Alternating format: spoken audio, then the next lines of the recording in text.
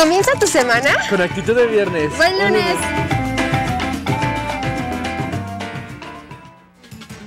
Bienvenidos a su programa Buen Lunes con actitud de viernes. Hoy conoceremos las ventajas de ser emprendedor. Así es, también tendremos un invitado especial, el contador Aguilera, que nos va a comentar sobre la Asociación de Empresarios y Ciudades Hermanas. Y también conoceremos el Museo del Calzado. ¡Comenzamos! Bienvenidos.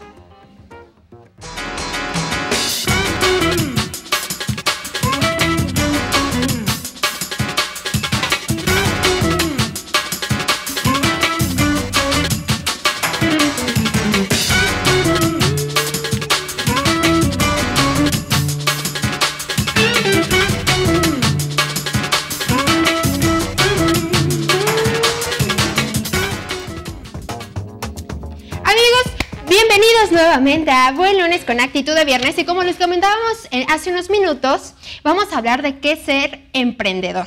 Así es un tema que está jalando muchísimo a partir de los primeros meses de cada año.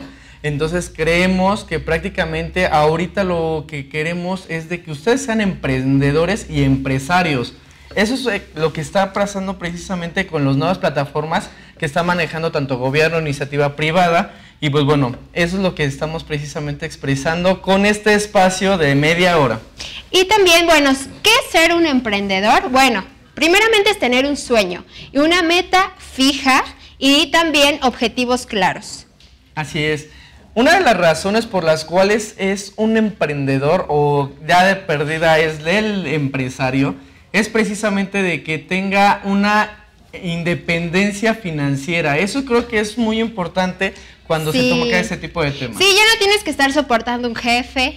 No, perdón, tienes que hacerle caso a un jefe. O tú tienes la posibilidad de acomodar tus horarios como mejor te convenga. Exactamente. Fíjate que muchas veces los horarios que estamos manejando ahorita es precisamente de que le dedicamos mucho a ser un workaholic, que precisamente es el que trabaja muchísimo tiempo, pero la familia viene después. Entonces creemos que ser empresario te va a permitir precisamente eso, el ser autosuficiente.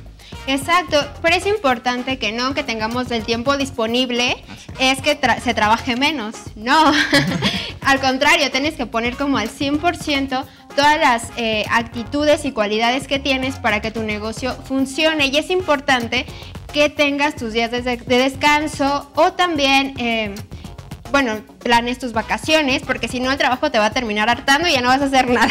Exactamente, fíjense que es un punto importante, precisamente eso, que sean autosuficientes, pero no nada más en tiempo, sino económicamente hablando. Un emprendedor cuando realmente está motivado, créanlo que hace maravillas, así de sencillo. ¿Por qué? Porque viene primero que nada la familia porque hay una estabilidad con la que se quiere mantener a futuro. Entonces, precisamente los tiempos que se están manejando son esos. Así es, y bueno, una cosa importante, cuando empiezas a ser emprendedor, tienes que conocer a tus clientes. ¿Cómo haces esto? Puedes ir preguntando con las personas que si ya tienen tu producto, qué es lo que les han funcionado, o tú realmente pregúntate para qué compraría un producto así.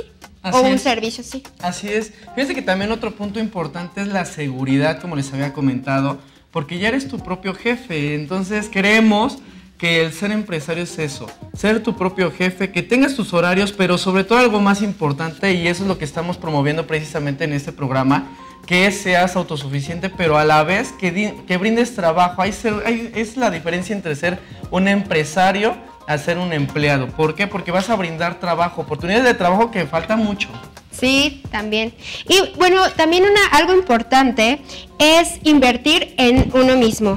Muchos empresarios o líderes invierten mucho en, en cursos, seminarios, libros, revistas y todo lo que tenga que ver en el tema o en el objetivo que se está desarrollando, el giro de tu empresa o tu producto. Así es. Invertir siempre en nosotros. Exactamente, es una buena imagen, créanlo, y sobre todo que nosotros estamos viendo precisamente eso. ¿Cuál es? Que realmente conozcan sus fortalezas, porque de ahí se va a desprender qué objeto quieren, qué empresa quieren, y sobre todo, anímense, de verdad, eso es lo que estamos checando en estos horarios, que se animen a realizar precisamente eso, de empezar con el de yo sí puedo. Esa palabra es clave ahorita. Yo sí puedo, claro. Y también tenemos, bueno, algunos ejemplos que podemos tomar en cuenta. Ay, por aquí andaba. Es, por ejemplo, Mark Zuckerberg, que es fundador de Facebook.